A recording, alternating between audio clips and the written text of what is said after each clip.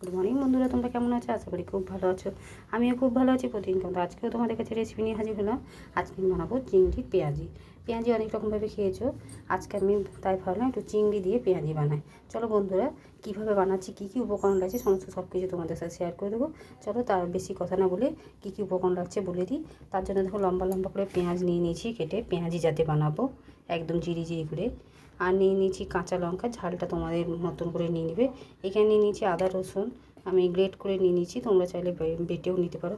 এখানে নুন, হলুদ, লঙ্কার গুঁড়ো আর সামান্য পরিমাণ 2-4 দানা চিনি দিয়ে দিয়েছি। আর চিংড়ি মাছটাকেও আমি কুচো মানে ছোটো ছোটো করে কেটে নিয়েছি। এবারে সব উপকরণগুলো একসাথে মিশিয়ে নেব। দেখো বন্ধুরা, আমি জল না দিয়ে আগে সমস্ত উপকরণগুলো মিশিয়ে নিলাম। আর চিংড়ি মাছটাও দিয়ে দিলাম। এর উপরে আমি একটু তেল আগে থেকে গরম হতে দিয়ে দিয়েছি, সেই তেলই একটু দিয়ে দেবো, তাহলে ক্রাঞ্চ ভাবটা খুব ভালো মতন আসবে। সেই কারণে আমি তেলও দিয়ে দিলাম। এবারে তেলটা দিয়েও খুব ভালো করে মিশিয়ে আমি জল দিয়ে অল্প অল্প জল দিয়ে মেখে নেব যেটুকু প্রয়োজন। এইভাবে তোমরা অতি অবশ্যই চিংড়ি পেঁয়াজি বানিয়ে খেয়ে দেখবে, দারুণ হয়। বেসনের পরিমাণটা খুব অল্প দেবে।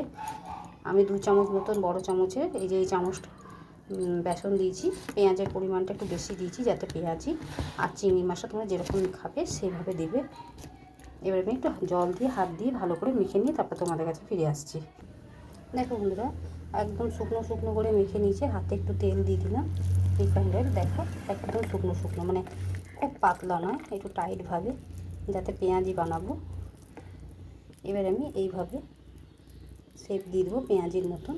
আর তেল আমি গরম হতে দিয়ে দিয়েছি, চলো দেখিয়ে দিই। হালকা গরম হয়ে এসছে, এবার আমি ছেড়ে দেবো। এইভাবে আস্তে আস্তে আমি মানে গ্যাসের ফ্লেমটা বাড়িয়ে দেবো। আগে হালকা আঁচে দিয়ে দেবো। এইভাবে তোমরা অতি অবশ্যই চিংড়ি পেঁয়াজি বানিয়ে খেয়ে দেখবে, দারুণ লাগে। গরম গরম ভাতে বা শুধু মুখে চায়ের সাথে দারুণ লাগে। একবার হলে অতি অবশ্যই বানিয়ে খেয়ে দেখবে, আর কেমন লেগেছে কমেন্ট করে জানাতে ভুলবে না। এইভাবে আমি প্রত্যেকটা বানিয়ে নিয়ে কড়াইয়ে দিয়ে দিই কিছুটা, তারপর তোমাদের কাছে ফিরে আসছি। দেখো বন্ধুরা, আমি সবগুলো একবারেই দিয়ে দিলাম যাতে ধরে গেল। আর জল আমি খুবই সামান্য ব্যবহার করেছি, এই চামচের 2 চামচ মতন জল দিয়েছি। জল সেরকম লাগেনি, তোমরা চাইলে দিতে পারো যদি লাগে। আমার এটুকুই দরকার হয়েছে তাই দিয়েছি। এবার আমি গ্যাসের ফ্লেমটাকে একটু বাড়িয়ে দেবো, তারপর উল্টে দেবো। আর তোমরা অতি অবশ্যই এইভাবে একবার হলেও বানিয়ে খেয়ে দেখবে। একটু হোক, তারপর আমি উল্টে দেবো। দেখো বন্ধুরা, উল্টে পাল্টে নিলাম, আরেক দিক উল্টে দিলাম। আর দেখো আমি খুন্তির সাহায্যে মানে এই চ্যাপটা মানে চিপে চিপে দিয়েছি।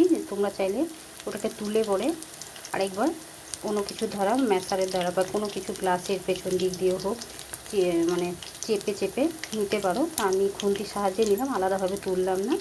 তোমরা চাইলে তুলতে পারো। এইভাবে তাহলে চেপে দিলে ভেতরে যে কাঁচা চিংড়ি মাছ বা সব ভালোভাবে ভাজা হয়ে যাবে। তাই আমি এইভাবে করে নিলাম, তোমরাও এইভাবে করে নেবে। খুব ভালো করে লাল করে গোল্ডেন কালার করে ভেজে নেব, তারপর নামিয়ে নেব। তোমরা অতি অবশ্যই একবার হলেও বাড়িতে এইভাবে বানিয়ে খেয়ে দেখবে, তারপর কমেন্ট করে জানাবে কেমন লাগছে। আর বন্ধুরা, আমি প্রতিদিন ভিডিও দিতে পারছি না, কারণ আমার ছেলের পরীক্ষা চলছে, মোবাইলটা প্রয়োজন হচ্ছে, সেই কারণে ধরো নেটটা থাকছে না। সেই কারণে আমি রোজ রোজ ভিডিও করতে পারছি না। মাঝে মাঝে যখন সময় পাই, ফোনটা পাই, তখন আমি করি। দেখো এই দিকটাও হয়ে গেছে লাল। দেখো এভাবে সবগুলো উল্টে পাল্টে নেব, তারপর তোমাদের কাছে ফিরে আসছি। দেখো বন্ধুরা, চিংড়ির পেঁয়াজি তৈরি হয়ে গেল। কেমন লাগলো অতি অবশ্যই জানাবে কমেন্ট করে। ভালো লাগলে লাইক, শেয়ার এবং চ্যানেলটিকে সাবস্ক্রাইব করে দিয়ে আমার পাশে থাকবে। আজকের মতো এতটুকুই, কালকে আবার অন্য কোনো রেসিপি নিয়ে হাজির হব। সুস্থ থেকো, ভালো থেকো, তোমরা আমার বন্ধু হয়ে পাশে থেকো।